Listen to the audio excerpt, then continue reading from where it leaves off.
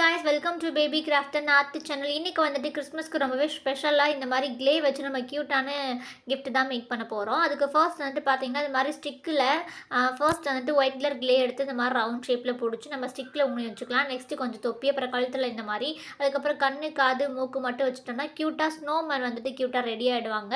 Okay, next பார்த்தீங்கன்னா ஒரு mini tree தான் மேக் பண்ண போகிறோம். அதுக்கு க்ரீன் கலர் இந்த மாதிரி க்ளே எடுத்து கையில் இந்த மாதிரி பிடிச்சி விட்டுக்கோங்க. ட்ரீ ஷேப்பில் இருக்கணும். அந்த மாதிரி பண்ணிவிட்டு சிசர் வச்சு இந்த மாதிரி நம்ம கட் பண்ணி மட்டும் விட்டால் போதும். ரொம்ப ரொம்ப சிம்பிளாக ட்ரீ வந்துட்டு மேக் பண்ணிடலாம். ரொம்ப சிம்பிள் தான்.